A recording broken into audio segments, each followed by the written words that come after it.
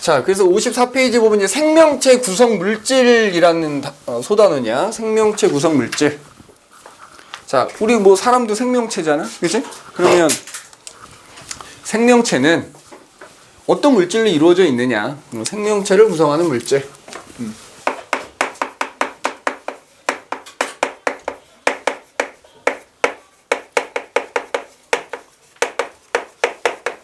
그러니까 어쨌든 물질이니까 당연히 물질들은 다 뭘로 돼 있어? 원소로 돼 있겠지. 자, 기본적으로 생명체를 구성하는 물질 여러 가지가 있다만 그 물질들이 죄다 뭐라고 생각하면 되냐면, 물론 그걸로만 돼 있는 건 아니지만 그 생명체를 구성하는 주요 물질들은 탄소화물이라는 게 굉장히 많아. 아, 요렇게 얘기할까? 자, 그럼 일단 구성 물질부터 얘기해 볼게. 그럼 사람 갖고 생각하자고. 내 몸을 이루고 있는 물질들이 여러 가지가 있는데 그 중에서 가장 대부분을 차지하는 건 뭐야? 물이야, 물. 내 몸에서 내 몸 전체를 100%라고 하면 한 66% 정도가 물로 이루어져 있어. 자, 물을 제외한 이제 나머지. 그럼 물 다음으로 많이 차지하는 게 뭐냐면 이제 하나씩 얘기하자. 단백질이라는 거야, 단백질. 한 3, 4% 정도 됩니다, 비율로. 그 비율까지 왜, 지금 우리 책에는 물 약 70%, 단백질 한 18% 뭐 이렇게 나와 있는데, 그 비율 자체를 외울 필요는 없다만, 그 다음에 이제 지질이라고 하는, 지질이라고 하는 거고요. 그 다음이 무기염류, 비율 순으로 따지면 무기염류라는 게 있고, 그 다음이 핵산이라는 게 있고요. 그 다음이 탄수화물, 뭐 이런 식이야. 자, 그래서 일단 뭐 물은 우리 몸에서 가장 많은 부분을 차지한다. 그럼 얘를 제외한 나머지 애들 일단 놓고 보자면, 이때 여기서 무기염류라는 놈 제외하고 단백질, 지질, 핵산, 탄수화물, 얘네들은 다른 말로 뭐라고도 부르냐, 유기물이라고도 불러. 유기물. 그럼 얘네를 구성하는 주요 원소가 뭐냐면, 자, 단백질은 나중에 이제 하나씩 자세히 할 거야. 탄소, 수소, 산소, 질소에다가 뭐 황과 같은 원소를 포함하고요. 그 다음에 지질이라고 하는 물질은 주로 탄소, 수소, 산소라는 원소로 돼 있어. 그 다음에 핵산이라고 하는 애도 탄소, 수소, 산소, 질소에다가 이제 인이라는 원소 이렇게 포함하고요. 그 다음에 탄수화물은 이름에도 나와 있지만 탄소, 수소, 산소라는 원소로 주로 이루어져 있어. 그러니까 지금 우리 몸에서 가장 많은 부분을 차지한 물을 제외하고, 물과 무기염류를 제외한 나머지 애들은 공통된 원소가 뭐지? 탄소, 수소, 산소가 공통된 원소로 들어있지. 그러니까 얘네들 단백질, 지질, 핵산, 탄수화물과 같은 애들은 탄소라는 원소를 기본으로 해서, 그지? 탄소라는 원소를 기본으로 해서 거기에 수소와 산소와 같은 원소들이 결합해서 만들어진 물질이야. 이런 걸 우리가 뭐라고 하냐면 탄소화물이라고 불러. 탄소화물.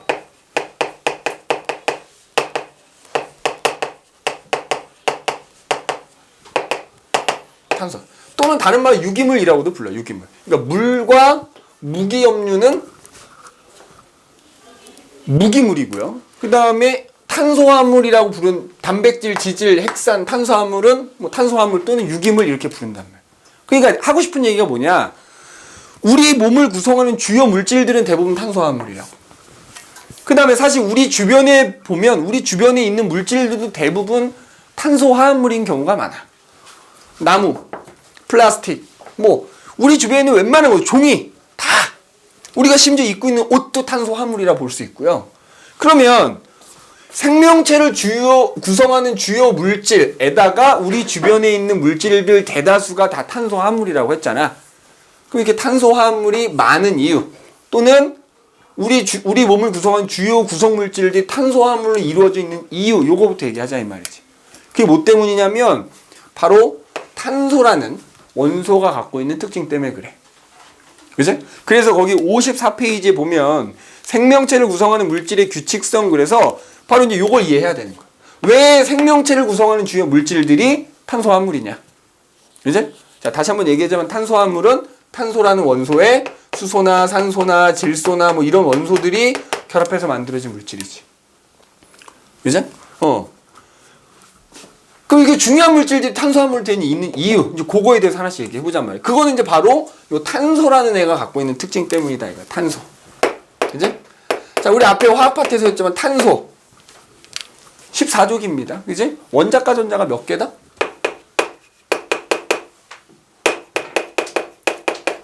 원자과 전자가 4개지? 그럼 얘는 이제 기본적으로 공유결합을 주로 하는 애인데, 원자과 전자가 4개이다 보니까 최대 몇 개의 원자와 결합할 수 있어? 최대 4개의 원자와 결합할 수 있죠. 4개의 원자와 공유결합할 수 있어. 그지? 그럼 니네 알다시피 공유결합하면 분자가 만들어지잖아. 근데 이 분자라고 하는 애들이 구조에 따라서도 성질이 달라지고 또 어떤 원자랑 결합했느냐에 따라서도 달라지거든. 그러니까 예를 들어서 탄소가 만약 4개랑 결합을 하는 거야. 만약에 탄소가, 물론 이제 통과에서는 분자 모양을 안 배운다만, 탄소가 4개의 원자와 결합하면은 약간 삼연체 형태를 띄어요, 모양이. 그럼 만약에 우리 공유결합에서 배웠던 대로 만약에 탄소가 수소랑만 결합한다고 치자 이거지. 수소 이렇게 결합해.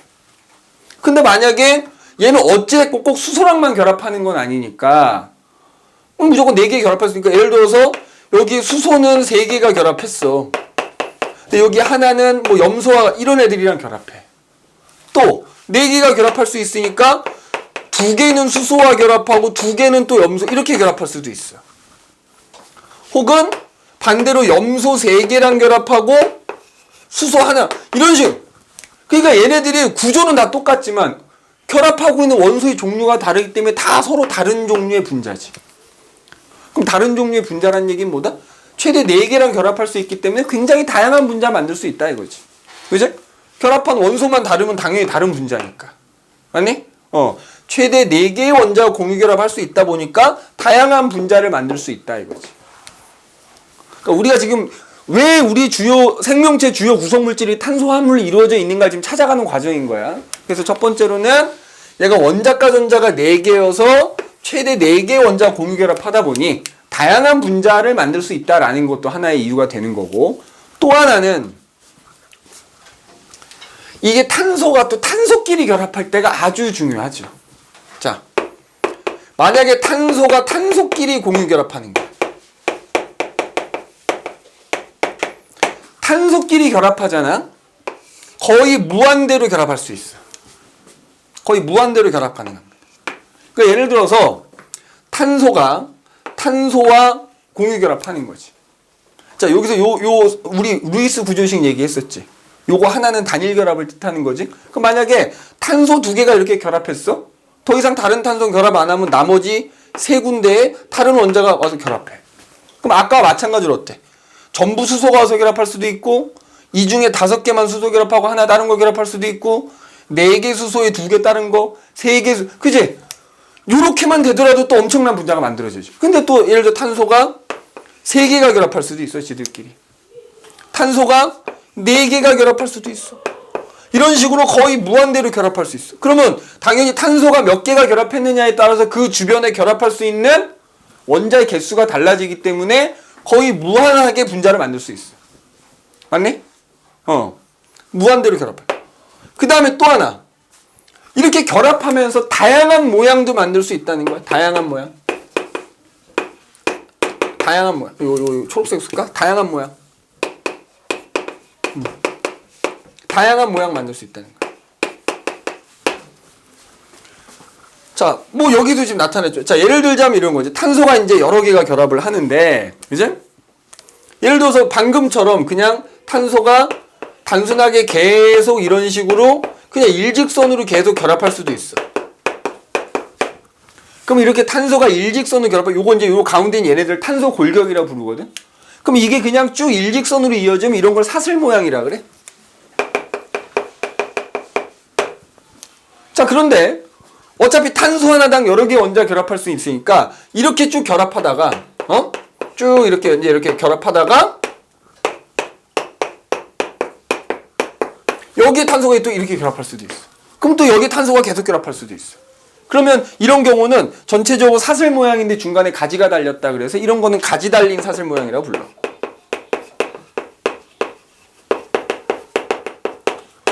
다음에 만약에 탄소 5개가 이렇게 일직선으로 결합할 수도 있지만 뭐야? 이런 식으로 약간 고리 형태로 결합할 수도 있어. 이런 건 고리 모양이라 불러.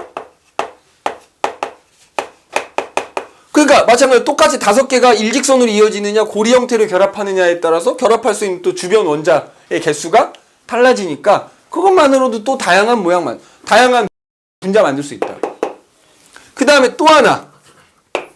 탄소끼리 결합할 때는, 자, 아까 요거는 이제 단일 결합을 뜻한다 그랬잖아. 탄소끼리 결합할 때는 얘가 단일 결합도 할 수도 있고, 이중 결합도 할 수도 있고, 삼중 결합도 할 수도 있어. 다양한 결합을 또 할 수 있어.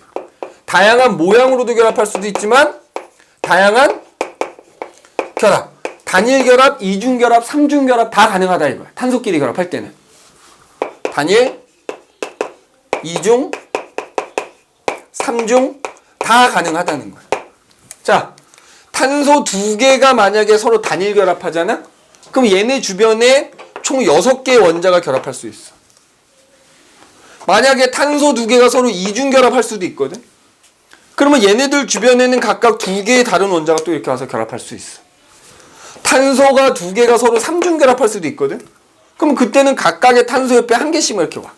그러니까 탄소끼리 단일을 하느냐, 이중을 하느냐, 삼중을 하느냐에 따라서 또 주변에 결합할 수 있는 원자의 수가 달라지니까 또 그걸로도 또 다양한 분자 만들 수 있는 거야. 알겠니? 게다가 이렇게 탄소가 무한대로 결합하기 때문에 또 좋은 점이 뭐냐면 굉장히 복잡한 분자를 만들기 아주 유리한 겁니다. 알겠어? 탄소가 무한대로 결합할 수 있고 다양한 모양 만들 수 있고 다양한 결합을 할 수 있다 보니까 또 뭐가 좋다고? 굉장히 복잡한 분자를 만들기에 유리하다고.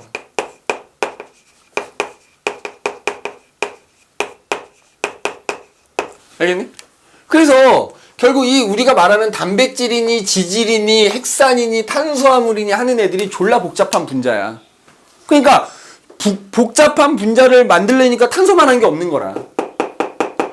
그지? 그리고 또 탄소 때문에 굉장히 다양한 분자를 만들 수도 있는 거고. 그래서 1년에도 몇천 가지 발견되고 새로 만들어내고 그런데. 탄소를 기반으로 한 물질들이. 자, 그래서 결론은 우리 물을 제외한 우리 생명체를 구성하는 주요 물질들이 물과 무기업률을 제외한 탄소를 중심으로 해서 다른 원소들이 결합한 탄소화물로 이루어져 있는 이유는 바로 탄소가 갖고 있는 이런 특징 때문에 복잡한 분자를 만들기에 매우 유리하다 보니 결국 탄소화물로 이루어져 있는 거다. 이렇게 이해를 해주시면 되겠다 이 말이야. 알겠니? 그 내용이 지금 54페이지 맨 아래쪽에 나와 있는 거지. 그래서 생명체를 구성하는 물질, 탄소 원자들은 연속적으로 결합할 수 있기 때문에 생명체를 구성하는 지질, 뭐 단백질 이런 복잡한 유기물을 만드는데 굉장히 유리하다 이런 거. 자, 다시 한번 얘기하죠, 얘들아. 생명체를 구성하는 물질이 이건데 여기서 물과 무기업류는 뭐라고 부른다고? 무기물이라고. 그럼 무기물을 제외한 나머지 탄소화물이라 부르는 얘네들은 다 뭐라고 보면 된다? 얘네들은 다 유기물이라고 보면 된다. 알겠네? 유기물. 그러니까 탄소를 포함하고 있는 것들을 대부분 유기물이라 불러요. 알겠어? 그럼 만약에 보기 중에 이렇게 나오는 거지. 생명체를 구성하는 물질은 전부 유기물이다. 그럼 틀린 말이야. 그지? 내 몸의 대부분을 차지하는 건 물인데 그 물은 무기물이라 그랬다. 알겠니? 그래서 생명체를 구성하는 주요 물질들이 왜 탄소를 중심으로 한 탄소화물로 많이 이루어져 있는가? 그거에 대한 얘기를 한번 살펴봤다 이거야. 그럼 이제 우리 생명체를 구성하는 물질들, 자, 비율은 거기 뭐 그림 도표로도 나와 있으니까 일단 가장 많이 차지하는 게 뭐라고? 물이다. 그럼 이 생명체를 구성하는 물질들의 특징들 하나씩 살펴보자 이 말이야. 자, 첫 번째, 우리 몸에서 가장 많은 부분을 차지하는 물, 그죠? 그냥 이 물이 갖고 있는 특징을 이해하자 이거지. 그러면 끝나는 거야. 자, 일단 물은 우리가 알다시피 어때? 비열과 기화열이라고 하지? 이게 어때? 높지? 크지? 높다? 크다? 크다 이렇게. 크다. 이거 왜 크냐? 사실 물 분자들끼리는 그냥 우리 주변에 있는 물도 마찬가지거든. 물 분자들끼리는 다른 분자들과 달리 소위 말하는 수소결합이라는 걸 형성하고 있지. 그럼 니네 이 액체가 기체가 되는 거, 이게 기화잖아. 그럼 액체가 기체 되려면 열을 흡수해야 되는데, 액체가 기체가 된다는 건 액체들 사이에 분자 사이에 이게 끊어지는 거야. 근데 그 물 분자들끼리는 이 분자 사이 잡아당긴 힘이 되게 센 거야. 그래서 수소 결합이라는 표현을 쓰는데, 그게 세다 보니까 이거를 가열해갖고 이걸 끊어내기가 좀 힘든 거지. 그래서 녹는 점이 높고 끓는 점이 높고 비열이 높은 거야. 기화열도 크고. 이거 뭐 때문이라고? 이건 수소 결합 때문이라고. 자, 수소 결합이라는 거 간단히 얘기하자면 물 분자는 산소 하나에 수소 두 개가 이렇게 결합돼 있거든. 나중에 아마 화학 배우면 자세히 배울 텐데, 그래서 수소 결합이라는 거는 산소나 플루오르나 질소와 직접 결합되어 있는 수소가 이웃한 분자의 산소나 질소나 플루오르하고 서로 강하게 잡아당기는 힘을 수소 결합이라고 하는 거야. 이게 굉장히 이게 사실 분자 사이에 잡아당기는 힘인데 일반적인 분자 사이에 잡아당기는 힘보다는 굉장히 세다고요. 그래서 이게 잘 안 끊어지지. 이걸 끊으려면 많이 가열해야 되니까 녹는 점 높아지고 끓는 점 높아지고 비열 높아지고 기열 높아지는 거야. 기화열 높아지고. 그럼 중요한 건 그게 아니고. 그럼 이게 비열 크잖아. 그러니까 뭐에 유리하냐면 온도가 잘 안 올라가요. 니네 비열 클수록 온도 변화가 작은 거 배웠잖아. 그러니까 내 몸의 대부분이 물인데 비열과 기화열이 커서 온도가 잘 안 변하기 때문에 체온을 조절하는 데 굉장히 유리한 겁니다. 요거 물이 갖고 있는 특징 비열과 기화열이 크기 때문에. 근데 그게 또 대부분이잖아. 내 몸의 대부분이잖아. 그래서 체온을 조절하는 데 매우 유리하다는 거야. 그 다음에 두 번째. 물 분자 자체는 이것도 이제 뭐 여기서 자세히 배우진 않지만 그 물 분자 자체는 약간 극성을 띈다. 극성 분자야. 그러니까 뭐냐면 우리 웬만한 거는 물에 다 잘 녹지 않니? 어지간한 건 잘 녹지? 굉장히 좋은 극성 용매라고 불러.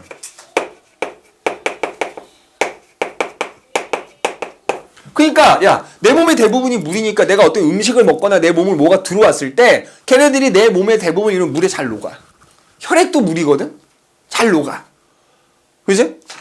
잘 녹으니까 그 혈액을 통해 다른 데 운반하기도 용이하고요. 그 다음에 걔네들이 거기 녹아서 지들끼리 또 막 화학 반응이 일어난다고.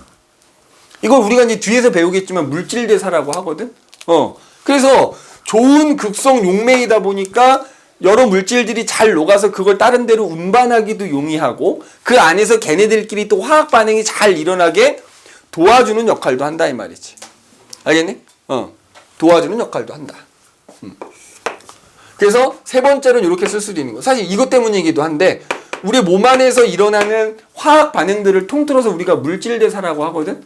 그 물질대사가 잘 일어나게 해주는 매개체 역할을 하는 거야. 물질대사의 물질대사가 잘 일어날 수 있도록, 그지? 일어날 수 있도록 어떤 매개 역할을 해주는 거다. 뭐 이렇게 볼 수 있고요. 또 네 번째로는 이것도 이거랑 관계 있지. 방금 아까 얘기했지. 대부분의 물질을 잘 녹이니까 그 녹아서 걔네들이 혈액의 주성분이 물이라 그랬잖아.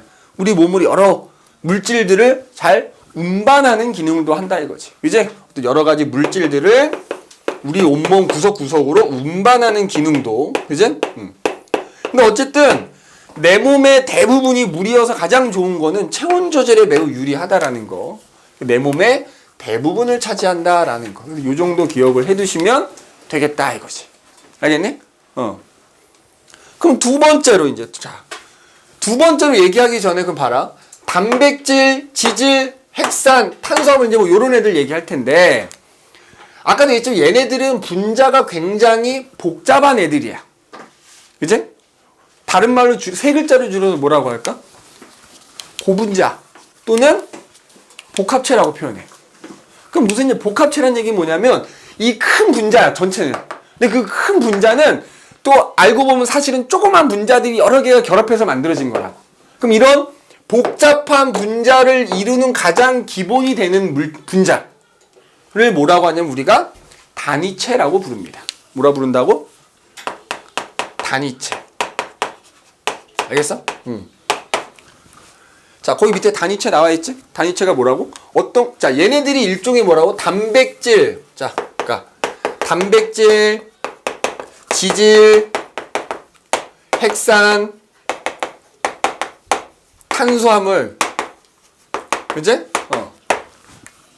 얘네들은 일종의 뭐라고? 분자가 굉장히 큰 분자라고. 다른 말로 뭐라고 한다고? 고분자 화합물이라 해. 자, 거기서 얘는 뺍니다. 얘는 고분자 화합물 아니야. 알겠어? 우리 몸을 구성하는 주요 물질 중에서 지질은 고분자 화합물에 포함시키지 않습니다. 그러면 단백질이나 핵산, 탄수화물과 같은 애들 뭐라 부른다고? 고분자 화합물인데, 그러니까 예를 들자면 이런 거지. 그럼 그 고분자 화합물은 그거보다 더 작은 분자들이 서로 결합해서 만들어진 거라고.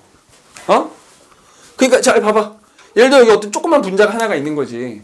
이런 조그만 분자들이 무수히 많이 결합해서 만들어진 이 전체가 고분자 화합물이라면, 요 조그만 분자 하나, 그러면 얘네들 각각은 우리가 그걸 바로 뭐라 부른다는가? 단위체라고 부른다는 거야. 알겠어? 단위체라 부른다. 미리 소개합니다. 미리 소개하면은, 그러면 자, 예를 들어서 지금 고분자 화합물이라 부른 게 얘네라 그랬잖아. 자, 단위체. 그럼 여기다 쓸게. 단위체. 단백질이라는 녀석의 단위체는 뭐냐? 아미노산이라고 합니다. 이거 외워라잉. 생물 파트는 그냥 뭐 암기가 한 90% 된다고 보면 돼. 단백질의 단위체가 뭐라고? 아미노산. 자, 뒤에 가면 또 나와. 핵산의 단위체는 뭐냐면 뉴클레오타이드라고 합니다. 뉴클레오타이드. 그 다음에 탄수화물도 뭐냐? 탄수화물 나름이기는 한데, 탄수화물 중에서 졸라 큰 탄수화물. 뭐 대표적인 게 녹말과 같은 애들이 있거든. 예를 들어 녹말. 그럼 녹말 같은 경우에 단위체가 이제 포도당이다 이렇게 얘기해요. 근데 이런 식으로 얘네들은 큰 분자, 요건 작은 분자. 그러니까 단백질은 아미노산이라고 하는 애들이 결합해서 결국 만들어진 게 단백질인 거고. 뉴클레오타이드라고 하는 애들이 결합해서 만들어진 고분자 화합물이 핵산인 거고. 포도당이라고 하는 단위체가 결합해서 만들어진 고분자 화합물이 뭐다? 녹말이 되는 겁니다. 그리고 보통 이게 포도당은 보통 이렇게 육각형 모양 그림으로 많이 나와. 지금 우리 교재에도 육각형 모양 그림이 있지? 그러니까 요 육각형처럼 생긴 게 포도당이라고 한다면, 그럼 포도당이 수백 수천 개가 결합해서 만든 이 전체는 녹말이라고 부른다 이거지. 그지? 그래서 우리가 고분자 화합물이라고 부르는 애들의 단위체도 꼭 좀 기억을 해두도록 하자 이거지. 자, 모는 고분자 화합물이 아니다? 지질은 고분자 화합물로 치지 않습니다. 알겠네? 지질은 고분자 화합물로 치지 않아요. 누구하고, 물론 우리 몸을 구성하는 주요 물질이기는 한데, 그리고 탄소 화합물이기도 해. 탄소 화합물이지만 그게 분자가 작기 때문에 고분자 화합물이라고 안 한다고. 알겠어? 조심해야 돼. 얘도 탄소 화합물은 맞아. 그리고 유기물도 맞아. 그런데 고분자 화합물은 그 분자가 졸라게 크냐 이거거든. 근데 그렇진 않다 이거지. 그래서 얘는 고분자 화합물은 아니다. 물론 얘도 어떤 작은 분자들이 모여서 결합해서 만들어지는 거긴 한데, 걔네들은 뭐 단위체라고 표현하진 않더라고. 그 정도 기억을 좀 해 두시는 게 좋겠다. 뭐 중합체란 말도 나. 중합체는 뭐야 그러면? 그 단위체들이 결합해서 만들어진 큰 덩어리가 중합체고요. 그 중합체가 다른 말로 고분자 화합물이다 이렇게 생각하면 돼. 자, 그래서 그게 55페이지에 나와 있는 내용이지. 그 다음에 요것도 나중에 또 하나씩 이게 살펴보겠지만 요것도 좀 꼭 기억해두고. 야, 단백질을 구성하는 원소 촌스, 핵산을 구성하는 원소 촌피. 알겠어? 구성 원소도 좀 꼭 기억해둬야 됩니다. 촌스, 단백질, 촌피, 핵산 꼭 기억해두세요. 자, 그럼 이제 하나씩 살펴보자고. 자, 그럼 이제 물 다음으로 많이 차지하는 게 단백질이잖아. 그럼 이제 단백질에 대해서 좀 자세히 얘기를 해봅시다. 그래서 56페이지 볼게요. 56페이지. 56페이지 보면, 자, 물 다음으로 우리 몸에서 많은 부분을 차지하고 있는 단백질. 그죠? 자, 그럼 지금 지웠다만 방금 얘기했잖아. 자, 단백질이라는 애. 일단 구성 원소는 뭐라고요? 촌스. 여라에 단백질이라는 물질을 구성하고 있는 원소의 종류는 탄소, 수소, 산소, 질소에다가 황을 포함하기도 한다. 뭐 이렇게 표현한다고. 그래서 그냥 촌스 이렇게 표현합니다. 그 다음에 방금 얘기했지. 단백질이라는 큰 고분자 화물, 중합체를 이루는 조그만 분자, 단위체 뭐라고 한다고? 뭐라 한다 그랬어, 상현아? 아미노산. 대답 못하면 혼내려고 그랬어. 그러니까 아미노산이라고 하죠. 자, 그런데 이제 여기서 말하는 단백질은 두 가지가 있어. 우리 몸을 그러니까 구성하는 단백질은 내가 음식을 통해 얻기도 하지만 또 내 몸 안에서 필요한 단백질은 몸 안에서 또 만들어지기도 하거든. 그치? 그냥 음식에서 단백질을 얻으면 단백질을 얻는 게 아니고 그게 소화가 돼서 내가 아미노산이라는 걸 얻는 거야. 그럼 그 아미노산을 가지고 나한테 필요한 단백질을 내 몸 안에서 만들어서 그걸 갖다 쓰는 거지. 예를 들어 내가 운동하면 근육이 생기는 것도 뭐야? 내가 음식을 먹으면 거기 있는 아미노산을 가지고 단백질을 만들어서 근육을 만든 거야. 이런 식으로. 자, 근데 이제 요 아미노산이 중요해요. 요 아미노산이란 녀석의 분자 구조가 중요하다고. 자, 아미노산이란 분자가 어떻게 생겨 먹었냐면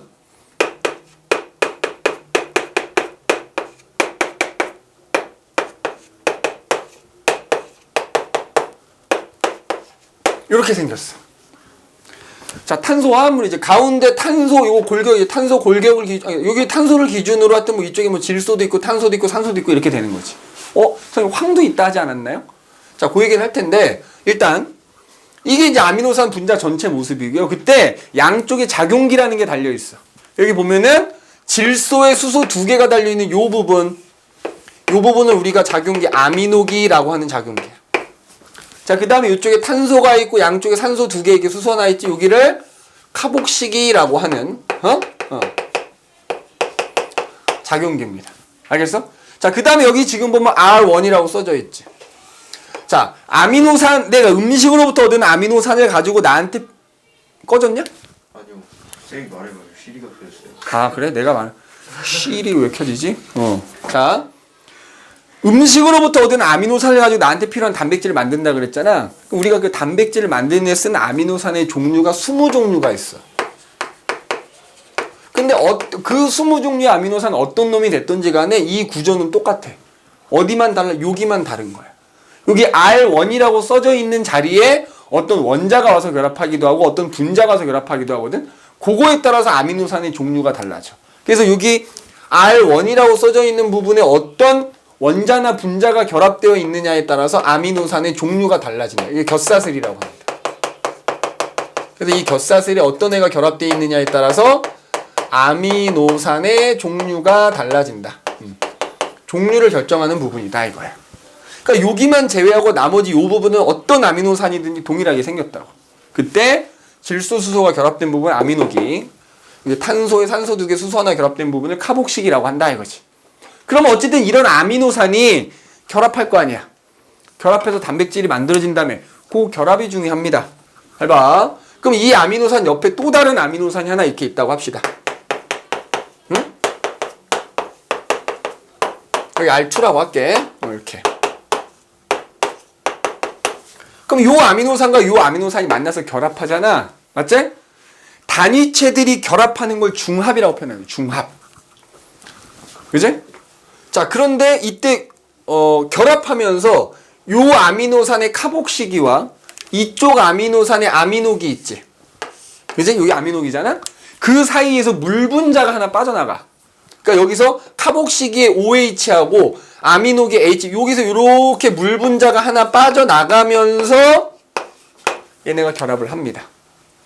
그지? 그러니까 이렇게 합쳐지면서 뭔가 빠져나가면 이제 축합중합이라고 표현을 하고, 그때 물이 빠져나가면 그걸 탈수 축합이라고 표현합니다. 그러니까 아미노산 두 분자가 뭐에 의해서 결합한다?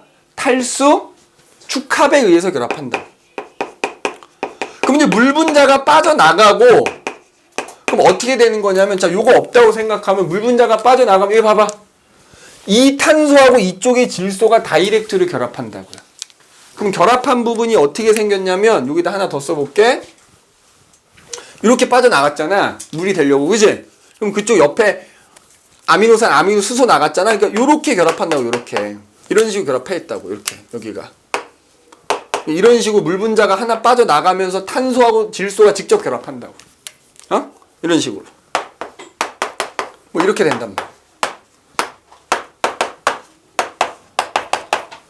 그러면 그때 요 결합한 물 분자가 빠져나가면서 요렇게 결합이 요 부분. 요걸 우리가 뭐라고 부르냐면 펩타이드 결합이라고 부릅니다. 그래서 아미노산이 펩타이드에 의해서 결합돼서 만들어진 애들을 펩타이드라고 불러. 그럼 봐라. 아미노산 두 개가 펩타이드 결합에 의해서 결합했지. 그럼 그 두 개가 결합한 덩어리를 다이펩타이드라고 표현해요. 그럼 지금 이 그림은 아미노산이 몇 개가 결합한 거니? 세 개가 결합했지? 트리펩타이드 이렇게 불러. 그럼 이렇게 아미노산이 졸라 많이 결합하면 폴리펩타이드 이렇게 얘기하는 거야. 알겠어? 자, 그럼 이제 질문 하나. 자, 요거 꼭 기억해야 돼. 카복시기와 아미노기 사이에서 물 분자가 빠져나가면서 결합을 하게 되고, 그럼 결합을 하면 그 결합한 부위를 뭐라 부른다? 펩타이드 결합이라 부른다는 거. 그럼 잘 봐봐, 얘들아. 자, 요 동그라미 하나가 아미노산 하나라고 칠게요. 아미노산과 아미노산이 결합했지, 그지? 그럼 그 결합한 부분을 뭐라 부르는 거라고? 펩타이드 결합이라 부른다고. 펩타이드 결합. 그러면 자, 질문 퀴즈. 아미노산이 무수히 많이 결합했어. 그래서 만약에 아미노산이 N개가 결합했다고 합시다. 그럼 펩타이드 결합은 몇 개가 있는 거야? 그렇지. N-1개가 있는 거지. 그잖아. 아미노산 2개가 결합하면 펩타이드 결합 하나잖아. 아미노산 3개 결합하면 펩타이드 결합 2개잖아. 그래서 아미노산이 N개가 결합하면은 걔네들 사이에 펩타이드 결합은 N-1개가 존재한다 이렇게 얘기하고요. 맞아? 그 다음에 그러면 그때 빠져나간 물 분자는 몇 개겠어? N-1개지. 물 분자 하나 빠져나가고 거기가 펩타이드 결합 하나가 되는 거니까 빠져나간 물 분자 몇 개다? N-1개야. 자, 그럼 봐봐. 그럼 이렇게 이제 아미노산이 결합해서 단백질이 되는데 아미노산이 20종류라 그랬잖아? 그러니까 아미노산이 몇 개가 결합했느냐, 어떤 아미노산이 결합했느냐에 따라서 만들어진 단백질의 종류가 달라져. 그럼 우리 몸 안에서 만들 수 있는 단백질의 종류는 졸라 많은 거야. 무궁무진한 겁니다. 맞니? 무궁무진한 거야. 그럼 요거 시험에 나온다고 봐, 나는. 맞아? 잘 봐. 아미노산의 종류가 만약에 지금 저희 20종류잖아. 그지? 그럼 만약에 아미노산 3개를 결합해서 만들 수 있는 단백질의 종류는 몇 가지인가? 몇 가지일까? 오, 시험에 나옵니다. 그치? 무슨 얘기냐면 아미노산 3개가 결합해서 단백질 하나 만들어진다고 치면 여기에 20가지 중에 하나가 올 거 아니야. 1840개요. 그러니까 그렇게 계산해서 쓸 필요가 없어. 그냥 봐봐. 여기에 올 수 있는 게 20종류 중에 20개 중에 하나 올 거 아니야. 여기도 20개 중에 하나 올 수 있는 거 아니야. 여기도 20개 중에 하나 올 수 있는 거 아니야. 20의 3승이라고 쓰면 된다고요. 맞아? 20의 몇 개? 이게 다 안 달라지는 거예요? 같은 게 3개가 결합할 수도 있고 2개 같은 거 하나 다를 수도 있는 거잖아. 그러니까 이런 식으로 따지면 각각의 자리에 20개 중에 하나가 오겠지. 여기도 20개 중에 하나가 오겠지. 그럼 곱하면 된다고요. 그럼 결국 몇 개다? 20의 3승계만큼의 단백질이 만들어질 수 있다. 그럼 만약에 아미노산 4개다 그러면 20의 4승. 아미노산 20종류가 20개야? 20의 20승. 이렇게 되는 거야. 알겠어? 요게 그대로 아미노산의 개수가 여기 지수로 올라간다고 생각하시면 됩니다. 시험에 출제됩니다. 잘 됩니다. 꼭 기억해라. 요것도 기본적으로 알고 있어야 돼. 그래서 이런 아미노산들이 결합해서 이제 단백질이 만들어진다 이거야. 그지? 그래서 아미노산과 아미노산 사이에 뭐야? 결합. 무슨 결합? 펩타이드 결합이라 한다는 거 꼭 기억을 하셔야 되고요. 그지? 그러면 이제 봐봐. 그럼 또 이런 질문을 하겠지. 선생님, 여기에 어떤 아미노산이 몇 개가 올지 어떻게 알아요? 그거 다 정해져 있어. 우리 뒤에 가서 배우겠지만 우리 몸 안에 DNA라는 거 안에 거의 정보가 다 저장돼 있거든. 어떤 아미노산 몇 개를 어떻게 결합시켜라라는 정보가 다 저장돼 있어. 그거대로 내 몸에 있는 세포들이 만들어내는 거야. 그건 나중에 가서 배울 겁니다. 이제 나중에 가서 배울 거야. 자, 그러면 이제 봐봐. 그럼 이렇게 아미노산이 쭉 결합해서 단백질이 뭐 소위 말하는 이제 폴리펩타이드가 만들어졌단 말이야. 근데 그 폴리펩타이드의 또 뭐야? 구조에 따라서도 단백질의 기능이 달라져요. 근데 거기 보면은 57페이지에 보면 어때? 단백질의 구조 그래서 나와 있지. 맞아? 야, 아미노산 몇 개가 어떤 순서로 결합하느냐에 따라 단백질의 종류가 달라진다면 그렇게 만들어진 단백질이 또 어떤 구조를 갖느냐에 따라서 그 단백질의 기능이 달라진단 말이야. 그죠? 자, 그래서 거기 단백질의 구조.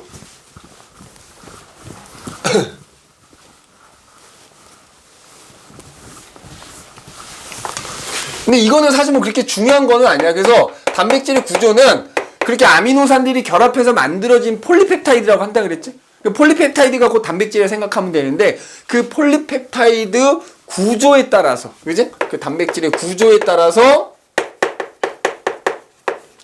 결국 그 단백질이 하는 일이, 기능이 달라져. 단백질의 기능이 달라진다. 어? 구조에 따라서 단백질의 기능이 달라진다. 그래서 거기 보면 나와 있겠지만 뭐 1차 구조, 2차 구조, 3차 구조, 4차 구조 이렇게 있거든? 구조가?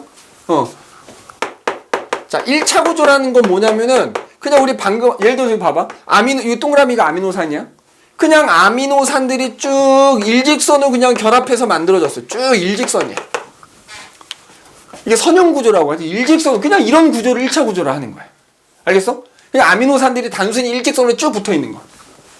그런데 우리 아미노산의 종류는 그 위에는 뭐에 따라 달라진다 그랬지? 곁사슬이라는 거에 따라 달라진다 그랬지? 맞지? 그럼 자, 예를 들어 여기 있지만 아미노산, 여기 아미노기 뭐 카복시 다 합치고 여기 이제 곁사슬이 이렇게 있다고 치자고. 그럼 여기 곁사슬에 어떤 원자나 분자가 달려있느냐에 따라 달라진다 그랬잖아, 종류가. 얘네가 이렇게 일직선으로 결합할 수도 있지만 그 곁사슬에 있는 애들끼리 서로 잡아당기기도 하거든. 잡아당기다 보면은 아미노산 결합한 부분이 이런 식으로 이렇게 꺾여. 이렇게 그러니까 얘 곁사슬하고 얘 곁사슬 서로 잡아당겨, 이렇게. 그죠? 이게 잡아당겨. 그럼 이런 식으로 얘네가 이렇게 꺾일 수 있단 말이야, 이렇게. 혹은 이런 식으로 나선 형태로 꼬일 수도 있어. 여기 이제 아미노산들이 이렇게 있는 거지. 그럼 이쪽에 있는 아미노산하고 뭐, 그지? 이렇게 입체적으로 잡아당겨갖고 약간 나선 형태로 꼬일 수도 있어. 이런 구조를 2차 구조라 그래. 어? 그래서 실제로 이거를 2차 구조 중에서 이거를 뭐 알파 병풍 구조, 뭐 베타 나선, 뭐 알파 병풍이야? 베타? 하여튼 뭐 이거를 뭐 병풍 구조, 이거를 뭐 나선 구조 뭐 이렇게 표현하거든. 근데 이제 이런 식으로 일직선으로 결합되어 있던 애들이 약간 이렇게 꼬여 있다. 그럼 그거 2차 구조라고 생각하면 돼. 그럼 그 2차 구조인 애들이 또 뒤엉켜갖고 약간 덩어리처럼 만들어졌어. 그게 뭐라고 생각하면 된다? 3차 구조라고 생각하면 돼. 그러니까 예를 들어서 이렇게 덩어리가 하나 만들어졌는데 그 안에 이렇게 이제 예를 들어서 병풍 구조인 애들이 이런 식으로 꼬여갖고 덩어리가 하나 만들어졌다고. 그럼 그게 3차 구조야. 그럼 4차 구조는? 그러니까 단백질 중에 이렇게 생긴 단백질도 있고 이렇게 생긴 단백질도 있단 말이야. 그러면 이렇게 생긴 단백질과 이렇게 생긴 단백질 하는 일이 다르다고요. 기능이 다르다고.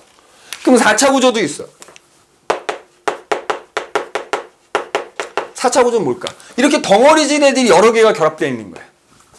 덩어리진 애들이 여러 개가 이렇게 결합되어 있어.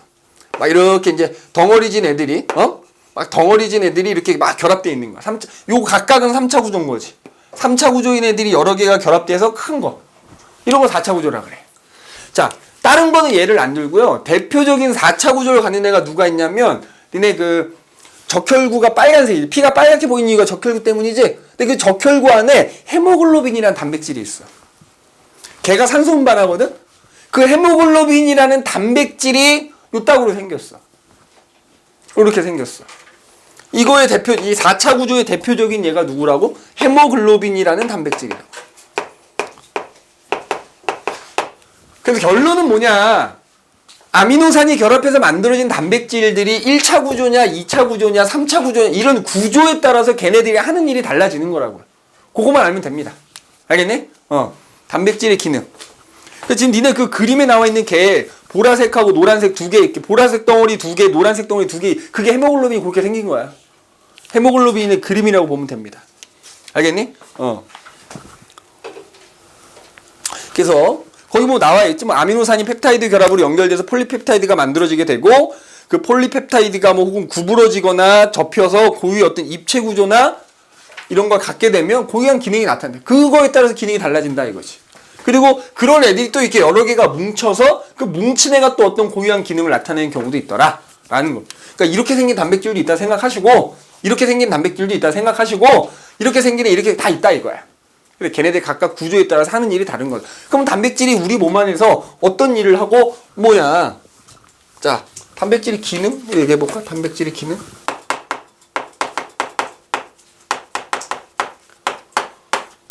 자, 일단 아까 물 다음으로 우리 몸을 구성하는 비율이 높다 그랬지. 한 18%? 우리 지금 책에 나와 있는 거는.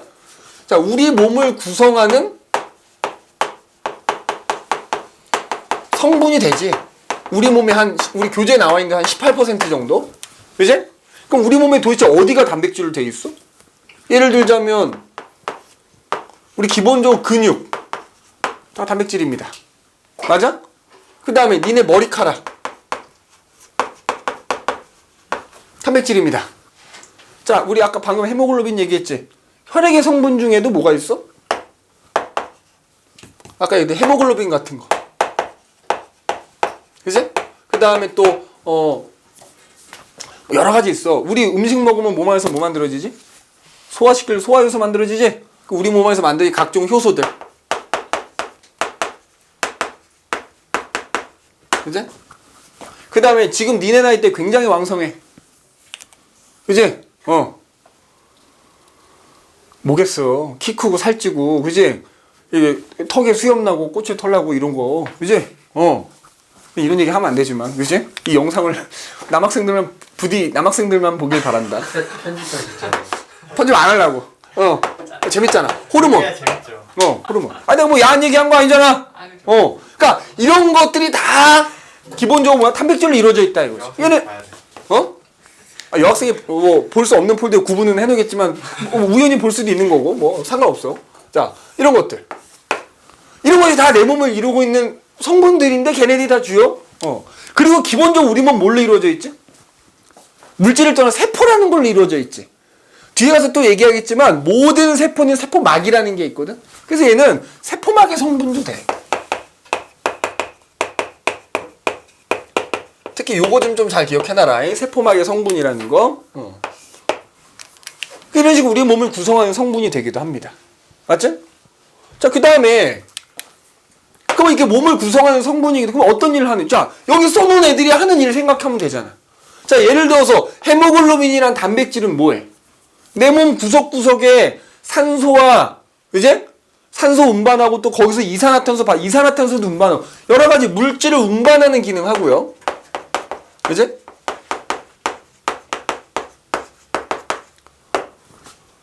자, 그 다음에 예를 들어서 효소나 효소 같은 애들 뭐 하지? 우리가 먹은 걸 예를 들어 소화시키기 위해서 꼭 소화가 아니더라도 우리 몸에서는 아까 얘기했지만 여러 가지 화학 반응이 일어나거든. 그 화학 반응을 통틀어서 물질 대사라고 불러. 근데 그 물질 대사가 일어나려면 반드시 효소가 필요해. 그죠? 여기다 그것도 안 적었다. 항체도 있다. 항체. 우리 요즘 같은 이 코로나가 득실득실하는 시절에, 그지? 그런 세균이나 바이러스가 들어오면 그거 그러면 항체도 주성분이 단백질이면 항체가 하는 일이 단백질이 하는 일인 거야. 이게 무슨 일 한다고? 우리 몸에 나쁜 세균이나 바이러스가 들어오면 야 물리쳐 싸워주는 역할을 하는 거지. 우리 몸을 지켜주는 몸의 방어작용. 그 다음에 얘 얘기하다 말았는데 그냥 얘네들 통틀어서 얘기하자면 이런 효소나 호르몬들은 결국 우리 몸 안에서 일어나는 여러 가지 생리 기능 조절한다 이렇게 통틀어서 얘기하면 돼. 우리 몸의 어떤 여러 가지 우리 몸 안에서 일어나는 여러 가지 생리 기능들을 또 조절하는 역할도 하는 게 결국 단백질이다 이거지. 맞아? 단백질이다 이거. 그 다음에 아까 얘기했지만 단백질이 두 가지가 있잖아. 내 몸에서 만들어진 단백질도 있지만 내가 한편에 음식을 통해서 단백질을 섭취하기도 하지. 맞아? 그럼 그 단백질로부터 뭘 얻어? 에너지를 얻지. 그러니까 에너지원으로 사용되기도 한다 이거. 에너지원. 물론 내가 밥을 안 먹으면 그동안 내 근육으로 만들어놨던 데서 단백질 꺼내다가 에너지 만드는 데 또 쓰기도 하는 거야. 음식을 안 먹었을 경우에는. 그러면 단백질은 에너지를 준다고 하면 얼만큼의 에너지를 주느냐? 1g당 약 4kcal만큼의 에너지를 제공해 줍니다. 요것도 기억해도 이거 중학교 때 물론 배운 거긴 한데 까먹었다 싶으면 적어놔라. 알겠니? 까먹었다 싶으면 적어놓으십시오. 그래서 단백질을 우리 몸에 이런 성분 여기 있는 거 구성도 요것도 좀 기억해놔야 돼. 요거 그지? 그리고 니네 나중에 보면은 그게 있어. 그게 뭐더라? 얘네들 그 단백질이 이름이 있거든. 이름.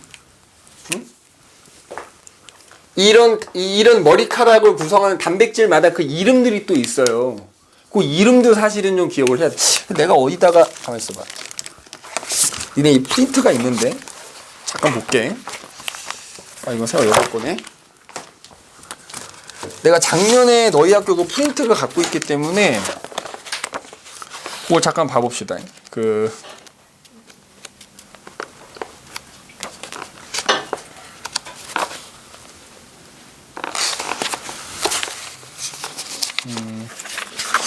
어디다 모아놨더라? 내가 그 다음 시간에 알려줄게. 내가 지금 갑자기 생각이 안 나서 그런데 그 단백질의 이름 몇 가지 외워야 되는 게 있거든? 그거만 외우시면 돼. 그지? 단백질의 이름들. 그래서 그거는 내가 갑자기 그 이름이 생각이 안 나고 지금 짜증나네. 교과서에 나와. 교과서에 나오니까는 이게 갑자기 생각이 안 난다. 하여튼 그거 내가 나중에 따로 다음 시간에 정리해 주도록 할게요. 그지? 그래서 그 단백질 한 두세 가지 정도 되거든, 이름이. 그것도 외워야 돼. 그지? 그것도 외워야 됩니다. 그 이름이 뭐야? 갑자기. 감마, 예를 들어, 항체라는 녀석을 만드는 단백질, 감마 글로불린이라고 얘기를 하고, 그 다음에, 이게 이렇게, 케라틴인가? 머리카락을 구성하는 그 단백질을 케라틴. 이런 식으로 이름 한 두세 개 나오거든? 그거 반드시 외워주셔야 됩니다. 그지? 외워두셔야 돼. 야, 이하나, 그 뒤에 그 교과서 한번 줘봐봐. 거기 왼쪽에서 둘레, 여섯, 여덟, 아홉 번. 그거. 아니, 그 옆에. 그거. 누리끼리 한 거. 줘봐.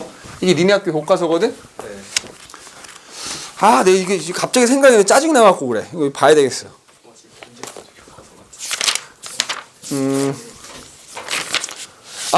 요거. 그 뭐냐면은, 방금 얘기했듯이 요거 꼭 외웁시다. 머리카락을 구성하는 단백질, 케라틴.